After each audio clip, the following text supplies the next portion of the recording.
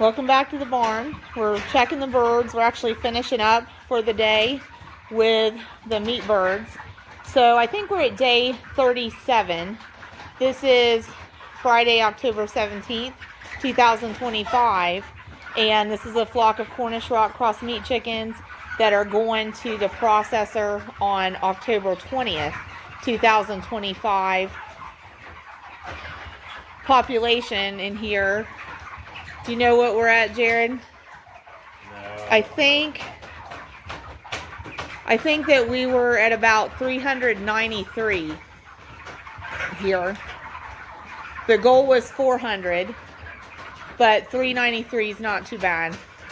But we've got Saturday and Sunday to get through, and then we're going to load these birds up super early Monday morning and get them to the processor. What's going on in the pen there now is Jared is encouraging these birds to stand up and to walk around. And we do that to help keep their legs strong. Cornish rock cross meat chickens grow rapidly, so part of producing poultry from them successfully is making sure that their legs stay strong enough to support their rapid growth. And we have found that something that is helpful with that is making sure that the birds bear their own weight on their legs relatively frequently.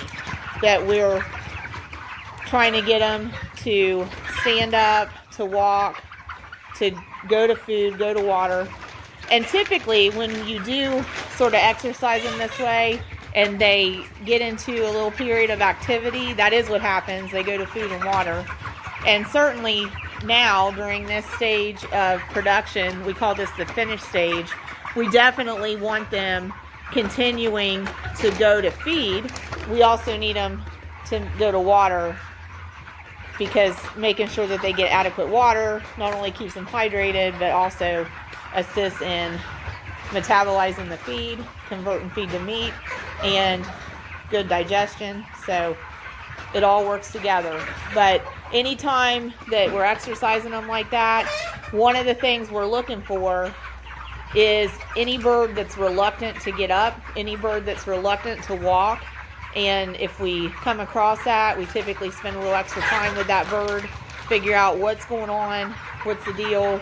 Is that bird exhibiting failure to thrive? Is that bird having some kind of leg problems? Does that bird need any kind of intervention? So things are looking real good here, actually. Yeah, so Jared's pleased they're going to food and water. Jared, when you get around there, I wondered if you would kind of stop where Nugget is and let us... Can you find her? I can see her. Have you found her yet? Yeah, I was looking around for her. Yeah. Because I'll tell you for why. These birds have grown so well. Yeah. They're getting really close to her size. Yeah. I know she's big. So backstory on that is we have one bird in this pen that's about 7 weeks older than everybody else because she was a slow grower in the previous flock. Jared, she's just to your left by the feeder. She's actually sitting down there. Yeah. So this chicken was a slow grower in the previous flock, and we kept her. And see now, so what we're seeing now with her, I think we're seeing her start to outgrow her legs. So she's about 7 weeks older than the rest of them. She was a slow grower in the previous flock, meaning she was small, undersized when her flock that she was raised with went to the processor. So we kept her here instead of sending her to the processor. And of course, after her flock went to the processor, she started hitting growth spurts. So now she's very large, much larger than these birds. And I want to shout out on that to Matt at Russ, a viewer of ours, because we had been keeping Nugget separated from this flock. We had tried to put her in our flock of egg production chickens, and they were hateful toward her. They were territorial toward her. We couldn't put her in there. So we'd been keeping her by herself, and she had a routine of being in a hen house at night and then going in the daytime to an outdoor enclosure. our viewer Matt at Russ asked if we had thought of introducing her to the flock, and I interpreted that as introducing her to this meat flock. And I talked to Jared about it, and he had already said, you know, really, we need to take her to the processor with this flock. And he's right, because meat birds can really get overgrown, and they'll either outgrow their legs or their organs will fail if you just keep them in production indefinitely. And they'll have a much shorter lifespan than a typical egg chicken because of that.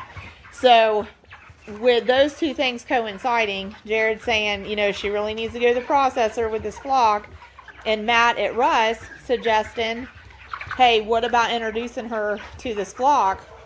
We decided to go ahead and put her in here. These birds have really grown well. We're real pleased with what we're seeing in terms of size overall in the flock. And we feel they're going to finish strong at this point. We're very pleased with what we are seeing develop, and with taking these birds on Monday to the processor. This is a Friday night that we're recording, so we really just have a weekend yet to go. Mobility's good. They look great. Hopefully we stay in that 385 to 390 range over the weekend. At this point, there is a concern about heart failure, because this flock did have a rough start. We saw some failure to thrive in the beginning. We had a lot of immediate deaths right after they moved in, and with the start they had, we're a little bit concerned about some residual failure to thrive that could show up at the different growth spurts. So that's what we're watching for over the weekend. That's going to be, if anything's working against them between now and when we go to processing with them, that's what it'll be. So just at this point, doing our best to keep them moving around, keep the floor clean for them, and see them eat as much of the target feed consumption quantity as we can. And they're doing really well drinking water. Monday morning, we'll be getting all the crates down off the storage spots and loading crates. About 8 birds fit in a crate, and we're going to be taking them to the processor. So we went ahead and brought Nugget up here closer. She's sitting there by that feeder at this point, overgrown. So not sure how much you can tell the size difference with her sitting and them, some of them standing, but she got really large. She wasn't large when she was in production. But so Matt at Russ did ask how she did moving into the flock. Did she get along well with the other birds? How'd that go? And yes, it was all very smooth transition, no drama. She was curious about them. They were curious about her, but they got along well. There wasn't any issue with it, so it worked okay, but it just really is not the ideal situation. It's not ideal when you have a meat bird that's undersized, and it's not ideal when you have one that's oversized either. So if she makes it till Monday, she'll go to the processor with this flock. But that other one just stepped up there and is preening on her tail feathers a little bit. So yeah, they get along well. But for where this flock started and how things began for them, we really did not have very good expectations for how things would turn out, and things have gone real well. So here's one that we've had this occasionally. That bird's not stained, that bird's not dirty. Sometimes you get a little bit of red feathering expressing in their feathers. I'll tell you something here as we're closing. So as we're looking at birds and looking at condition, we see these birds laying down here. There's 3 of them. From left to right, the one laying down in front of us on the furthest right, that's one that I would say is definitely on our radar for potential heart failure. So we're just seeing some indicators there, like the feathering on the back of the neck is not as smooth and not laying down as flat and nice as typical birds like those. It's a minor thing. It's a minute difference. It's a fine nuance, but it's noticeable.